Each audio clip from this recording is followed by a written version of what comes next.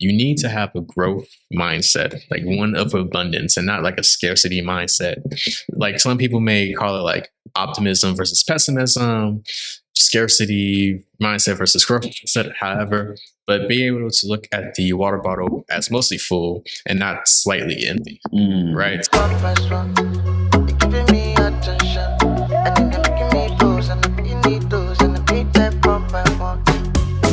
Welcome to another episode of the Pepper Soup Talk Show. My name is Aki. Here with my partner Toby. My special guest today, Mamadou Ndiaye. Mamadou Ndiaye is a native of Maryland, DMV. PG, right? Yes, sir. PG in the house. Shout out to PG County. And he's originally from Senegal, right? Yes. And you have Senegalese. Yes. My father's from Senegal and my mom's from Burkina Faso. Senegal and Burkina Faso. Yes, sir. So West African representation. Yes. So Mamadou is a tech and real estate entrepreneur. He is building a company called Relink. Mm-hmm. Relink is a NFT, a venture that is providing services for entrepreneurs, creatives, and culture makers. Yes. To help them use Web3 technology. And so it does it through NFTs. And so the idea is, and we'll get into it today, but the idea is that you pair physical collectibles with NFTs. And then from that, you're able to build community, create different experiences, and then also monetize what you're doing. Absolutely. Did I get that right? Yeah, man. You're making a salesperson. So what I like about the venture you're building, and I think we'll make a great talk today, is that Relink is bringing down to earth NFTs and these new technologies, and the fact that it's something that's connecting Web3 with already existing products and services. And so I think it's something that is very helpful for especially our community as we're getting more deeper into this space, given that it's still very early. And so we're excited to unpack all of what you do and also just hear more about your story. Absolutely. So without further ado, I'm Mamadou Ndiaye. Welcome to the Pepper Soup Talk Show. Man, thank you. I appreciate to be here. Thank you all for allowing me to be on this platform. I love the work that you guys are doing, and just really excited to share my story and add value to the conversation. Cool. First of all, I gotta say that jacket, that blue jacket, that's a nice hue of blue right there. Thank you. Courtesy of my girlfriend. Shout out to Ife Oma, my Nigerian. Igbo woman. Shout out to all the Nigerian women out there. African queens. Oh man, of course. So started from the beginning. If you could tell us, I know you mentioned you from, or mentioned in the intro that you're from Maryland. But you can speak a little about your upbringing and what that was like. Yeah, man. I mean, first off, I have to say, shout out to my parents, and I'm very grateful for the upbringing that I did have, right? So I'm first generation African American, half Senegalese, half Burkina. However, my stepfather, who's African American, was the one who was like, that raised me, right? So I was able to get a unique experience of like both the African American and that West African upbringing, if you will, right? So that was very interesting. Growing up in PG County, Prince George's County, very fortunate to be so, because for those who may not know, PG County is like the most affluent African American county in the U.S., right? So my entire upbringing. And in fact, I saw a tweet on Twitter one time that said, PG County will have you think that Black people rule the U.S., right? Because everything from like my teachers, administrations, any person in a position of power and authority was Black, right? And that was like my upbringing. And so these factors of Black success and group economics was always like honed deep into me, right? Yeah. And that's really how a lot of my life has played out. So in terms of my upbringing, Muslim background, first gen background. So you guys can probably relate, like you're not allowed to like do much stuff, your parents expect excellence no matter what you do in terms of school and academics, being responsible sibling as well. Like having this idea of I am responsible for the safety and the well-being of my siblings, so I have to be disciplined, right? And all of that has played a big role into like my current status in life, I would say. So I left I left Maryland, went to Kent State University, which was in Ohio because I wanted to see the world. So I went to Ohio. And I was fortunate just to meet many great people there. And I majored in IT because I had this real interest for technology. Like I wasn't always necessarily sure about what I wanted to do in life, but I always knew that I wanted to do something that impacted our community and had some kind of focus on like business and economics. And I knew technology was a pathway to get there. So I was like, all right, let me get into IT, really understand just like systems, architecture, databases, all of that nerdy fun stuff, if you will, in order to be someone who's unafraid of technology and can be really adaptive to how technology evolves, because it is very fast moving. It evolves each and every single day. Like just thinking about like for the fellas or the ladies who do video games, right? Think about like the old school Game Boy to like now we have PS5s and Xbox Ones, and just like how that technology in itself has evolved to now like kids are doing like things such as Roblox and it's like metaverse and all this kind of cool stuff, right? So technology is always fast moving, every facet of life, and we can't be afraid of this unknown. We have to, dig deep, do our research, and see how it can benefit us, because technology is merely a tool for our use. And so that kind of framed my overall reasoning for going that route in terms of like undergrad. But I'll stop right there.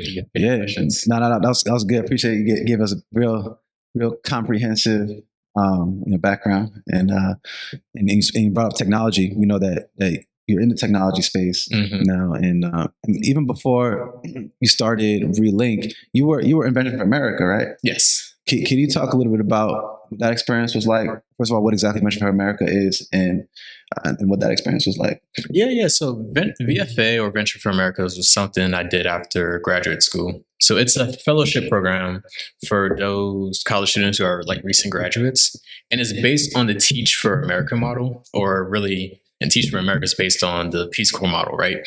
So with Venture for America, which was created by Andrew Yang, the 2020 Democratic candidate for president. So. Yeah. The idea is you take young, talented students, like recent grads who have an interest in business and entrepreneurship, and you place them in cities with emergent entrepreneur ecosystems. So cities like Baltimore or Philadelphia, Miami's on the list. There's so many cities out in the Midwest, like in Detroit or what have you, and you place them into like local startups. So said fellow is able to really get a firsthand experience of what it's like to create their own venture.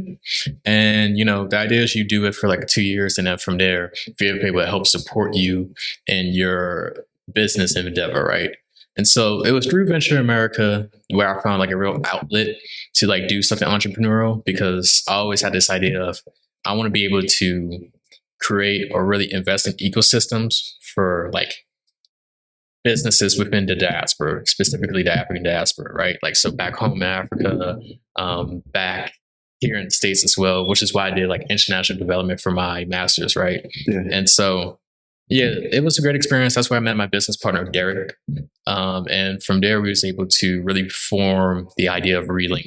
Now, I know when we spoke about Relink, you mentioned that it originally didn't start as a NFT Web3 venture, right? It started as something else. Can you talk about the inception of Relink and what it started as, and then how it evolved into what you're building today? Absolutely, yeah, because that was a very wild ride. So when Derek and I formed Relink, we had like all these ideas, right? Overall, our mission is to really do something to support businesses and finance within the diaspora. So we had these different ideas of, perhaps we can be a fintech company, or we can do something in like internet and logistics and trade. And what we settled at for initially was to be the Alibaba for Africa. So we was a B2B e-commerce platform where we had like different suppliers, like starting off within like fashion, right? So people who had like different prints, like Ankara print or kente cloth or everything of that nature, like that would wholesale them. And so we had like different suppliers, and the goal was to like get them connected to retailers, and of course we monetize from that transaction on our marketplace. And so that was what we initially did for 2 years, and it was definitely rewarding because we learned a lot. Yeah. However, what we realized was we weren't really getting the traction that we believed that we was going to get to really support continuing that road.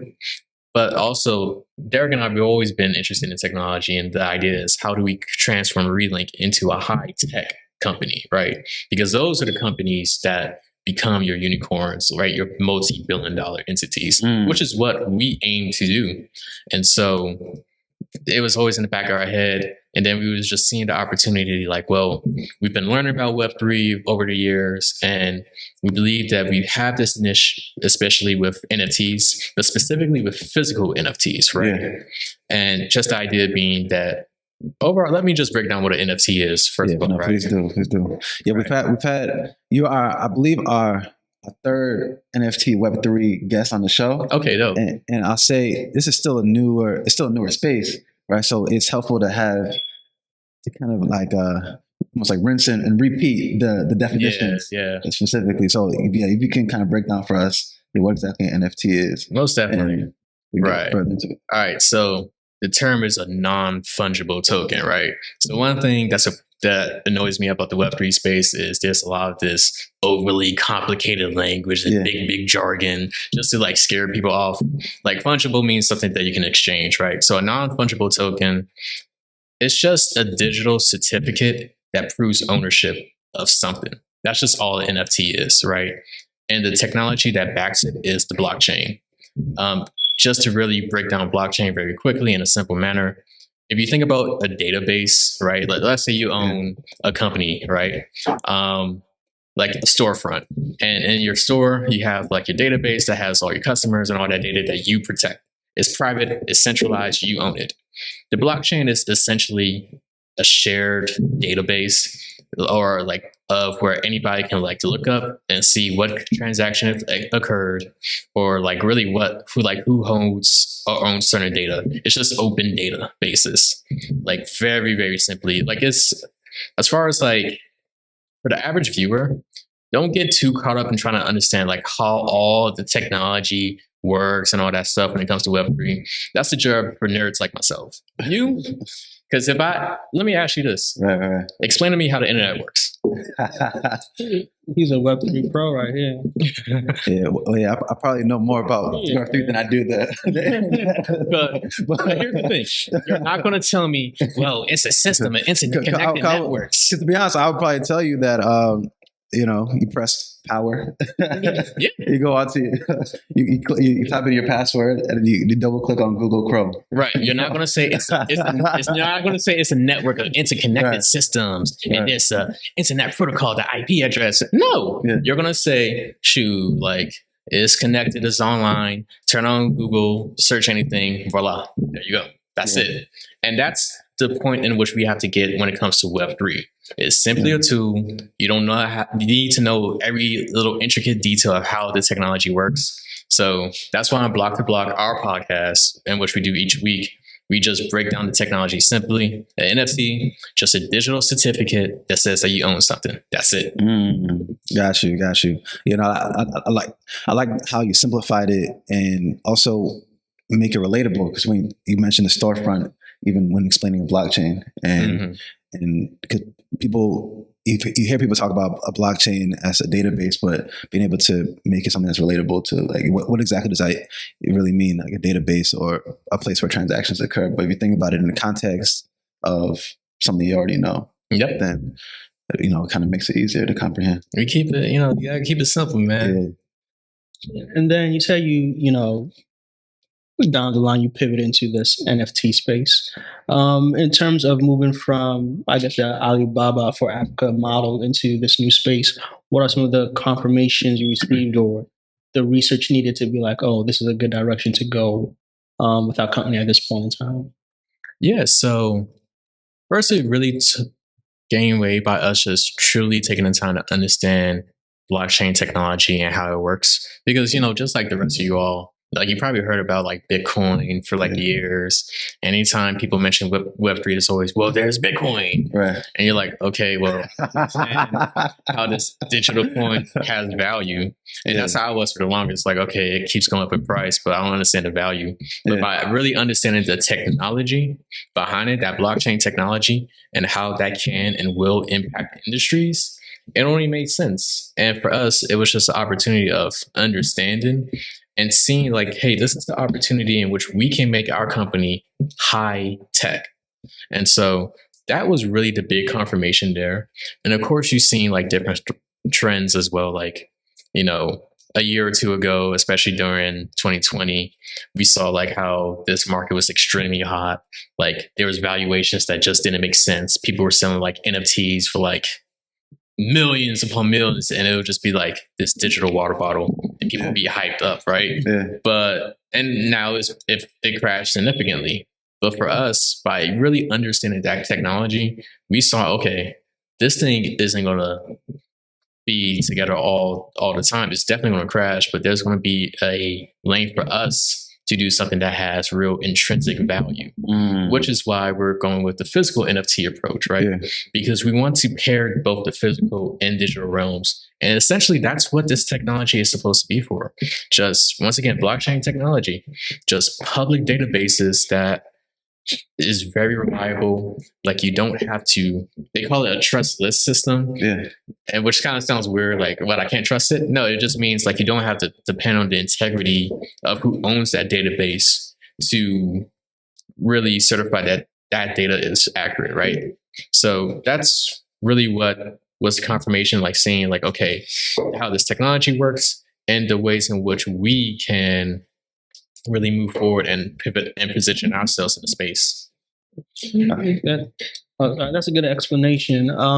But you did touch upon, the crashes that do happen within the space.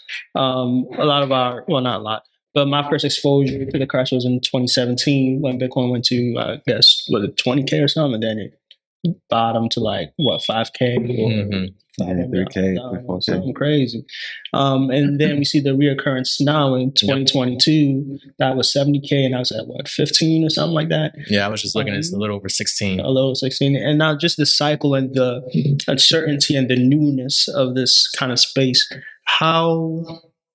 What gives you confidence that even though this is the cycle at the moment, what would keep your business the longevity within the future and having to be able to, I guess, weather the storm?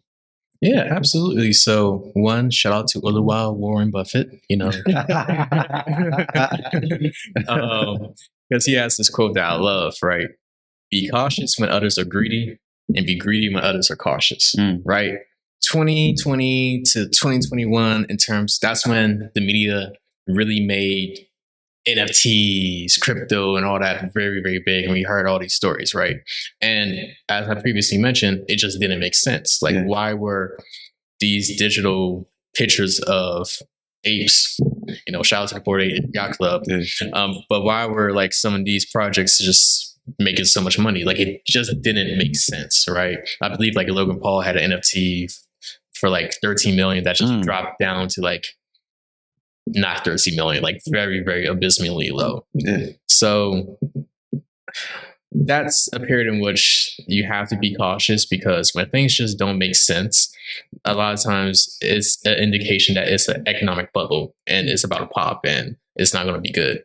Right now, if you listen to the news, this is like a scary time to be involved in Web3, right? Because there's like big cybersecurity issues. These cryptos and these NFTs have like poor valuations. You don't seem to be able to trust anybody. But like for us, we believe that we can definitely weather the storm because we focus on having good business acumen, right? And that might be a bit of an inflammatory statement for people in like Web3, because as you guys may know, there's a good amount of people in the space who are like kind of like anti-capitalism, anti-business, or what have you. Yeah. But let's be real. No matter what space you're in, business underlines everything. And in order to really do well in any space, you have to be business minded. And that's one thing I will give to my partner and I. Like, we're really focused on doing things that make sense from a business perspective. And we also have Block to Block, the #1 podcast for all things Web3. Because each week, as we prepare for the show, and you guys know, because you're podcasters yourself, when you're doing the research, you're able to just like see these stories, and from there, you're really able to like discern, okay, this is what not to do, right? Like, this is how I can prep myself by just learning from the mistakes of others. Yeah. So those are like some of the reasons in which we believe that we are the team that can weather the storm for the long run. Getting further into Relink, can you talk a little bit about what exactly the product and service is? I know that it's an NFT marketplace. Yes. Right. And so for someone who, let's say you're an entrepreneur, you're creative, and you want to integrate Web3 tech into what you have going on, what does that entry point look like when working with Relink? Right. So we have our platform called the Timbucktoo, which is our physical NFT marketplace. And the Timbucktoo is based on 3 principles of culture, community, and commerce. And so for the partners that currently work with us, and shout out to the ones who are about to sign a dotted line to work with us some more,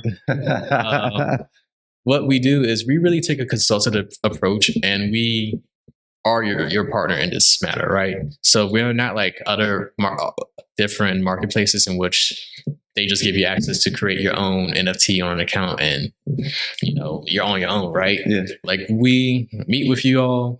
We really develop relationships with each of our partners right now in order to like understand exactly where they're at and like bring this Web3 technology to their level. Because once again, it's just a tool for like the average person.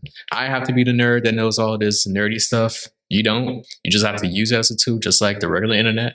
Mm-hmm. And so we take that consultative approach. We try to understand what are your overall goals and initiatives. So, for example, we have this one musician we're working with from Botswana called Zeus.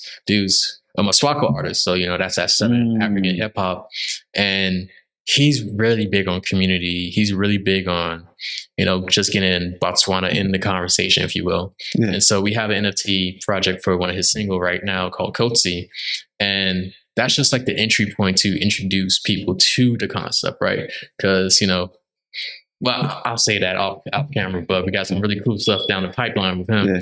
But overall, we're just really looking to like work with you, understand what are your overall goals, and try to see like how we can be a piece of that puzzle, if you will.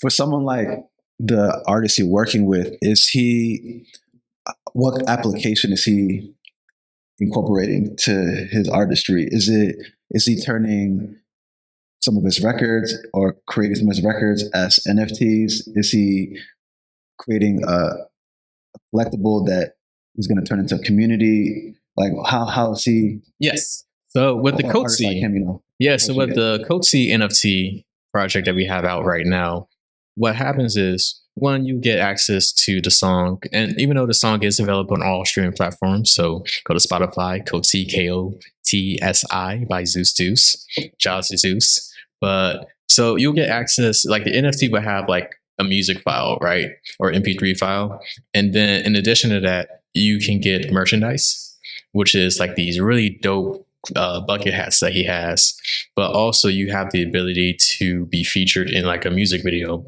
in like the future, because ultimately, once again, an NFT is just a digital certificate saying that you own something, right? Yeah. It doesn't have to be digital art. It could be like this Fire watch that Aki has on right now.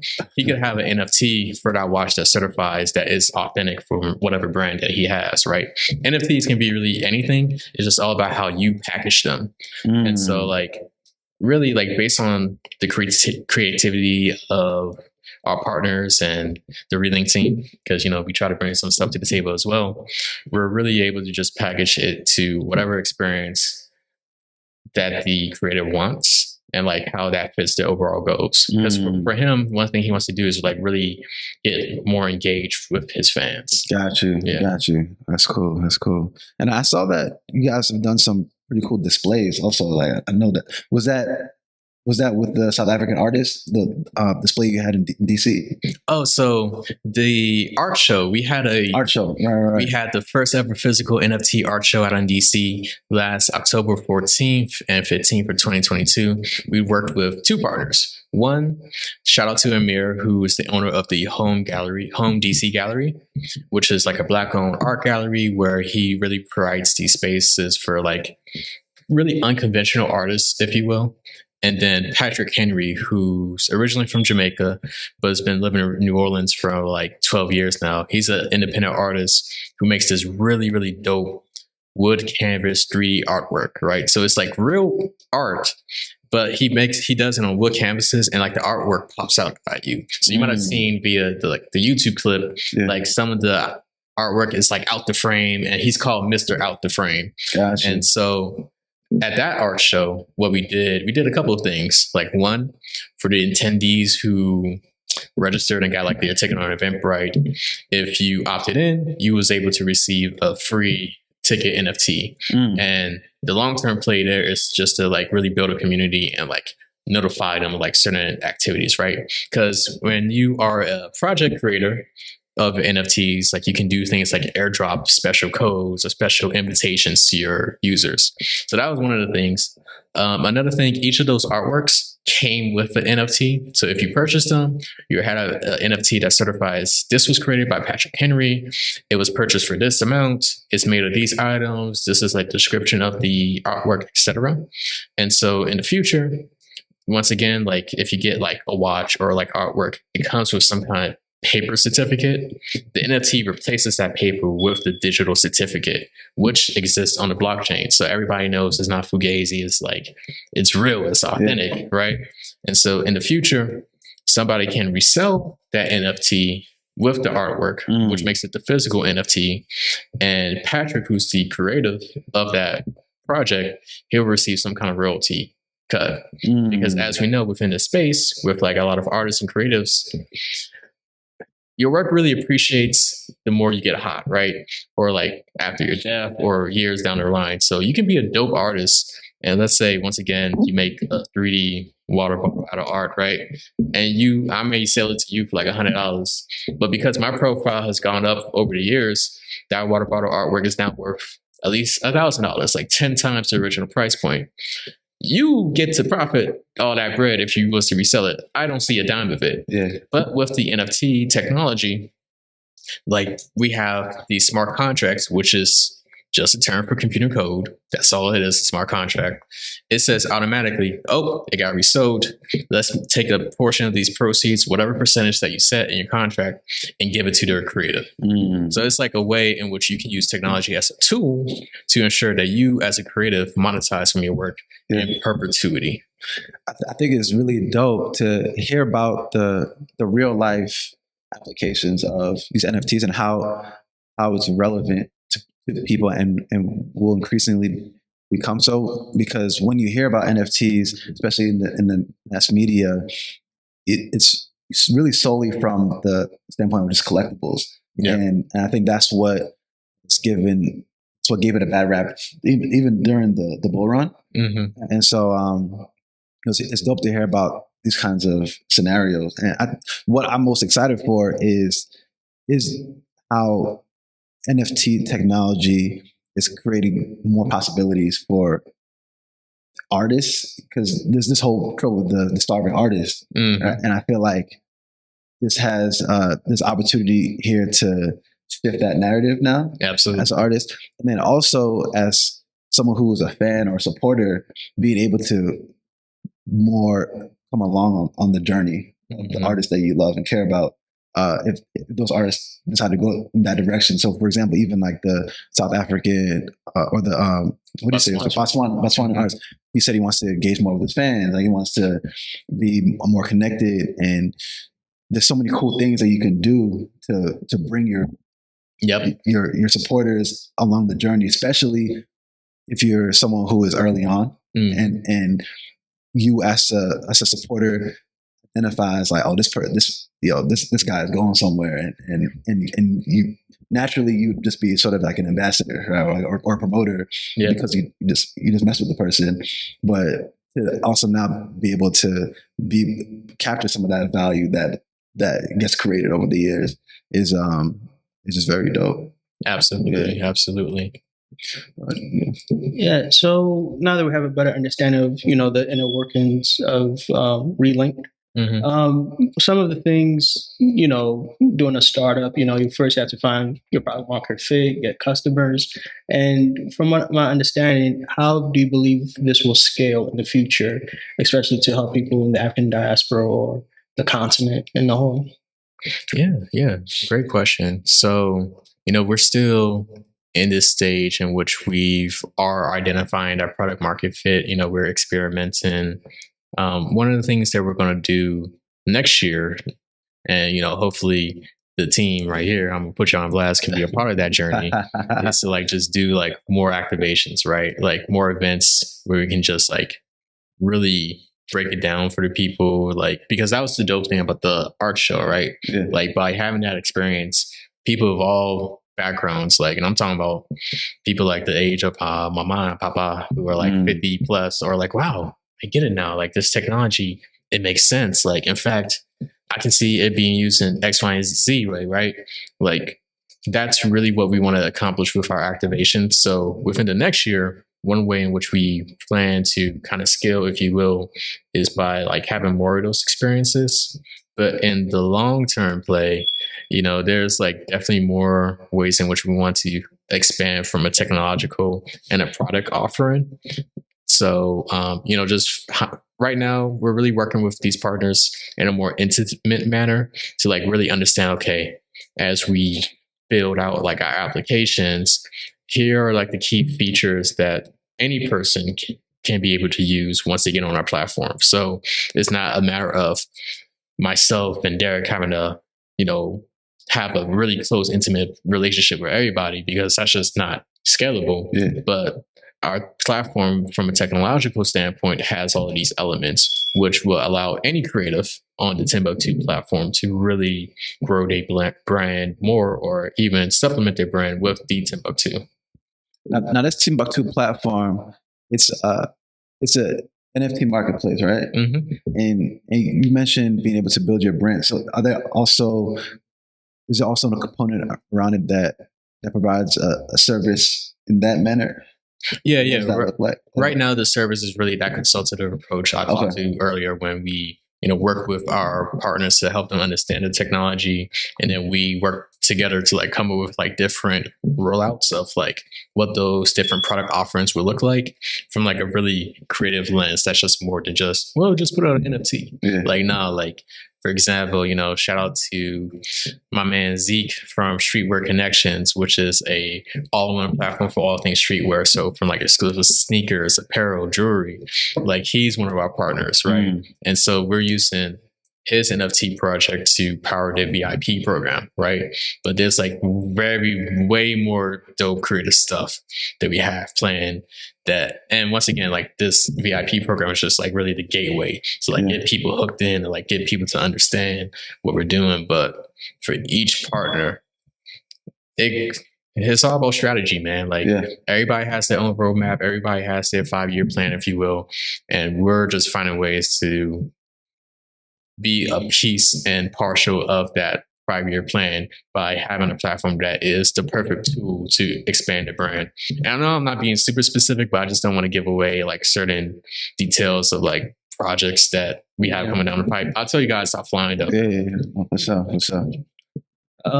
And then, just, so this question just, to you as an entrepreneur, everyone, wants to get into that kind of space, but then, it tests your spirit sometimes, it tests your heart. And, not everybody's built for it.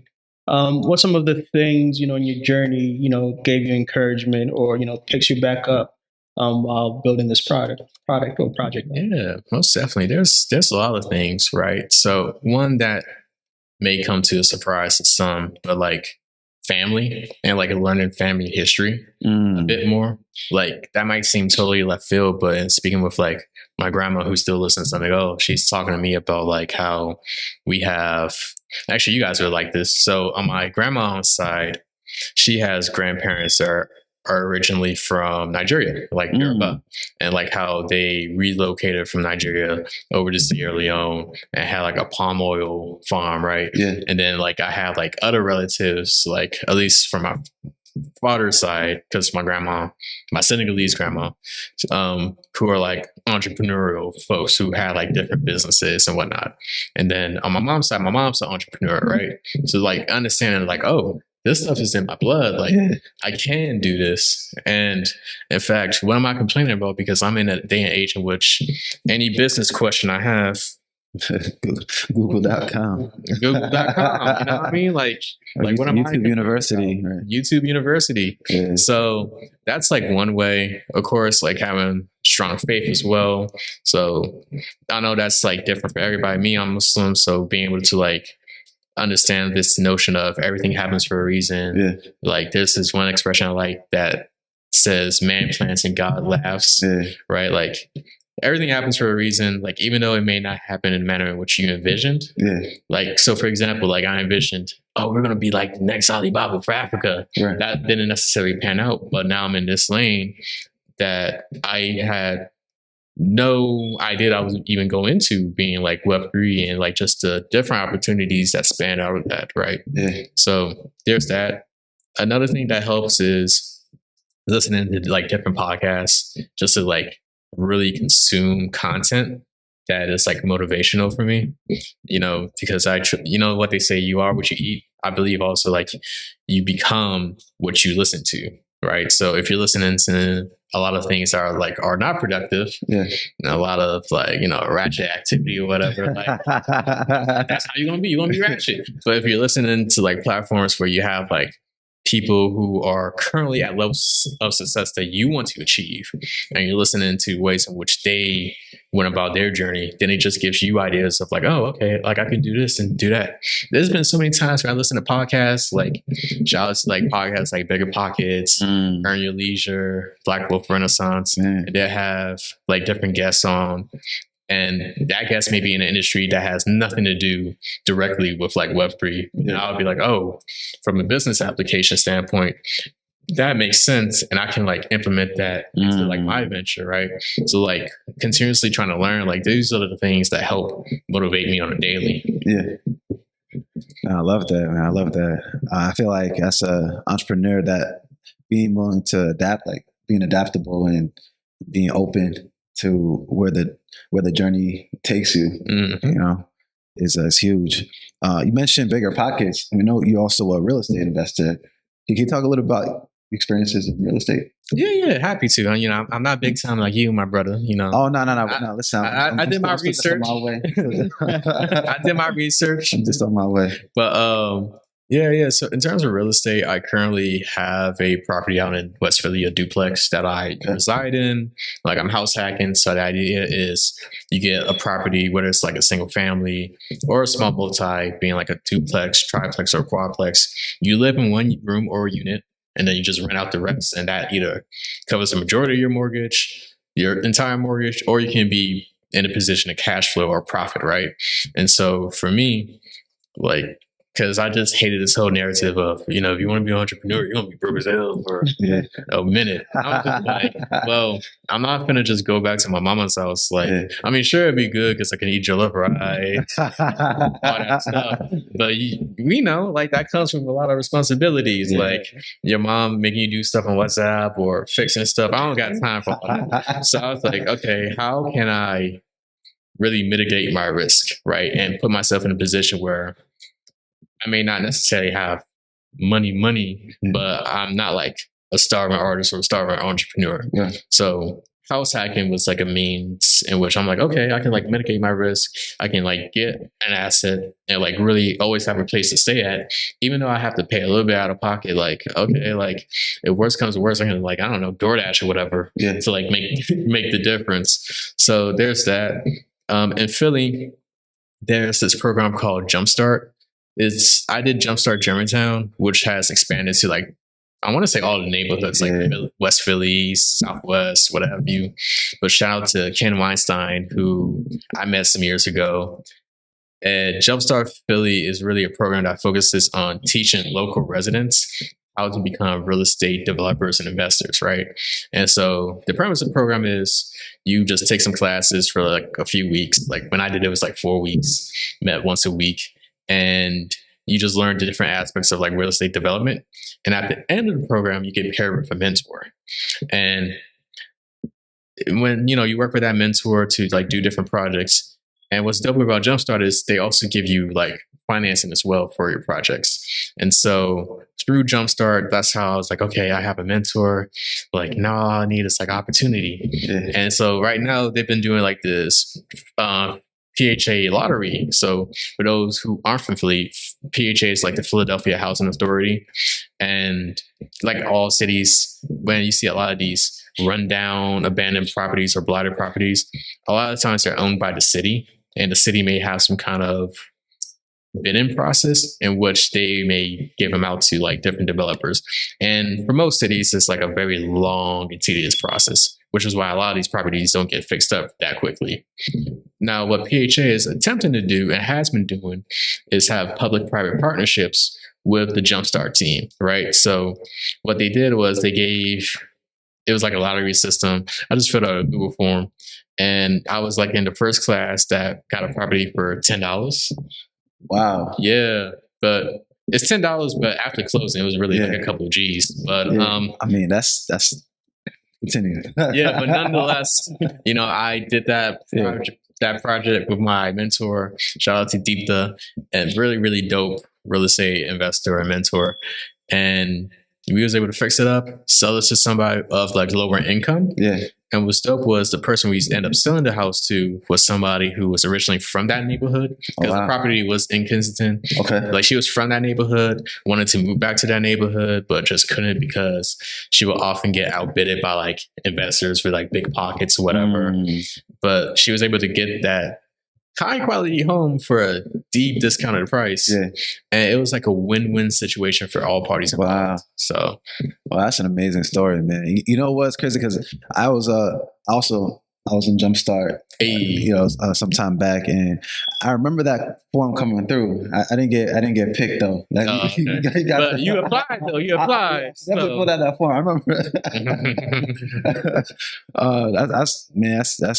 That's really dope that you would have that experience, because you literally only had to go to closing with a few $1,000s, right? Yeah, exactly.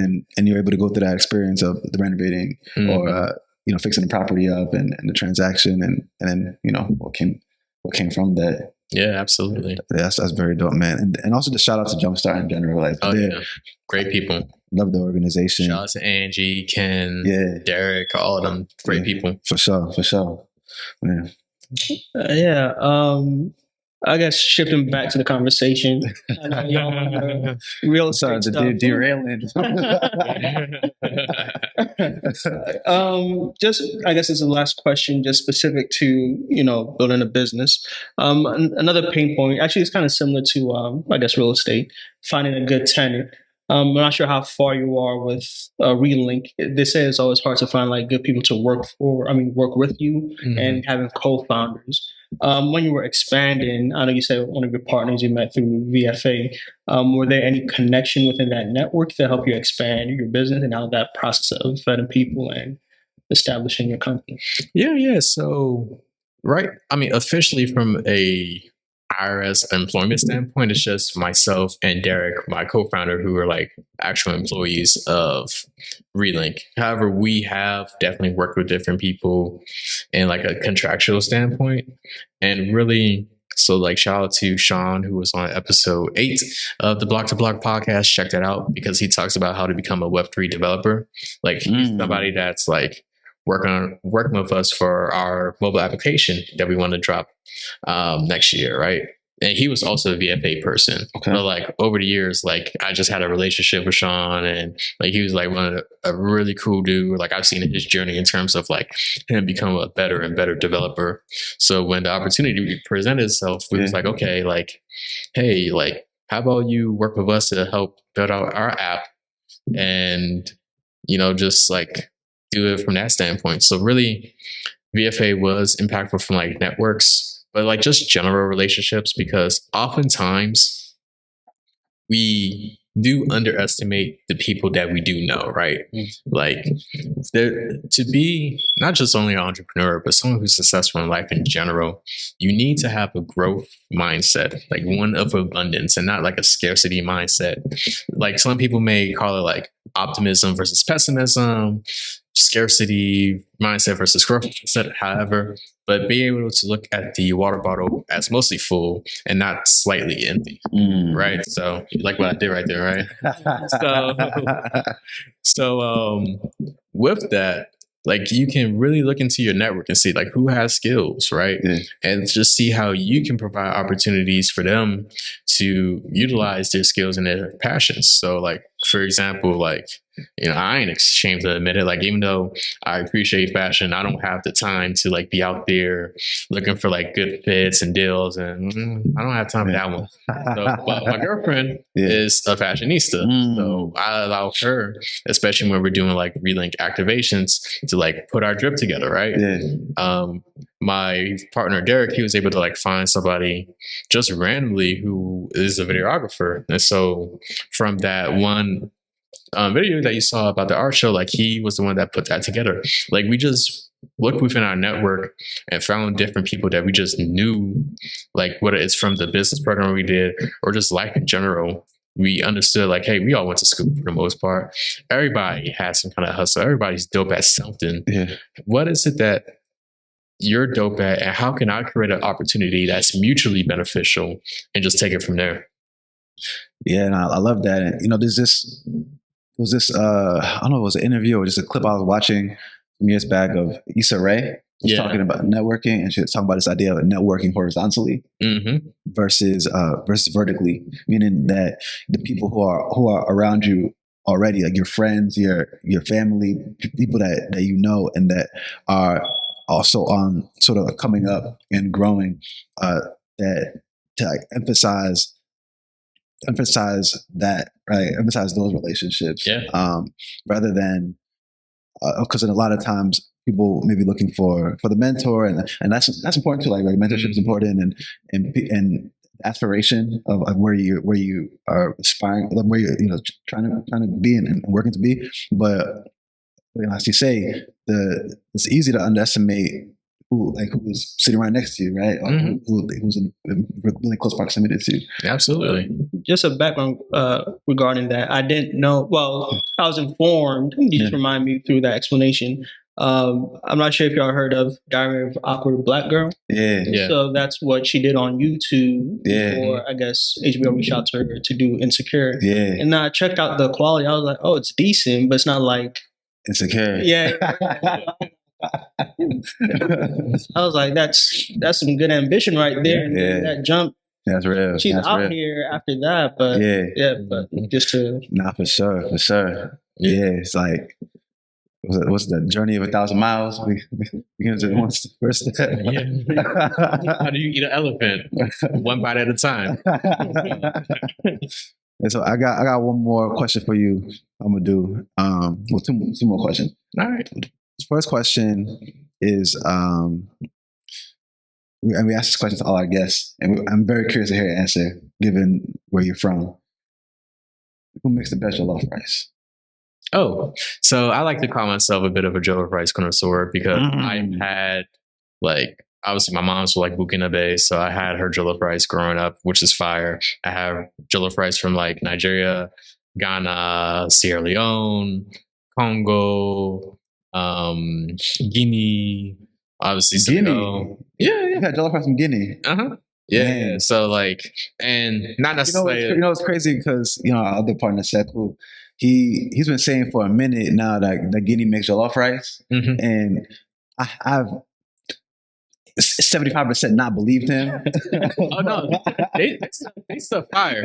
Angel Rice is fire. Like they really make jollof rice. Yeah, That's yeah, what's yeah. up, man. That's what's up. I want to Shout out to Guinea. Yeah, shout out to Guinea. You know, I was telling Sekou, like, Yeah. even before we was walking in, like, my grandfather, who is my mom's father, like, he was born in Guinea, right? And then he moved to Burkina when he was like 7 years old. And she's like really second or first generation Burkinabe. Because really on her side, everyone's really from Mali. Yeah. But like, yeah, jollof rice from Mali. I had that 100 times. But you know, I'll say my mom makes the best jollof rice. Word. Yeah, you know, I'm not here to disparage any. Man, so then my next question is, if you were talking to the younger Mamadou with the experiences you have now in this entrepreneurship space and the life experiences that you have now, what would you say to the younger Mamadou to reassure him about the journey that you would be going on and the ups and downs, and what would you tell that younger Mamadou, just like words of wisdom that you'd have?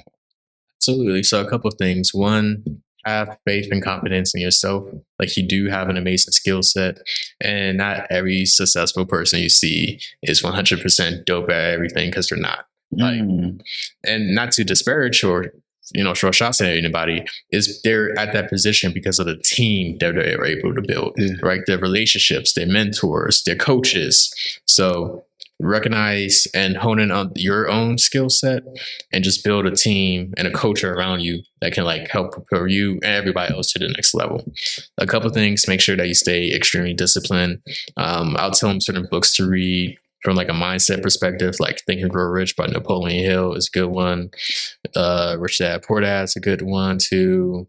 Also, just for like people, just The Richest Man in Babylon, just from like a more personal finance standpoint as well. And yeah, make sure that you always invest in relationships and always lead first with value. Any interaction that you have, one thing I try to do to the best of my ability is see ways in which I can lead with value, even if it's as something as simple as an introduction to somebody else in my network, because I know you have some kind of mutual ties or commonalities. Just doing one small thing to lead with value, because that will get you a long way. For sure. That's a great gem, man. Yeah, appreciate it. Yeah. Right. I guess this is my last question. Since you have like a little bit of a mixed background, you know, the World Cup is on, you know, all the African teams are doing pretty well. Senegal won. I think a couple of African teams just been killing it the past. Yeah, I saw Ghana. Yeah. Who are you rooting for right now? My philosophy with the World Cup is always root for the most African country. So like God forbid, let's say Senegal and Ghana gets eliminated. Then I'm rooting for like Morocco or Tunisia, right? The God forbid they get locked out. Then I'm looking at each country with the most melanin.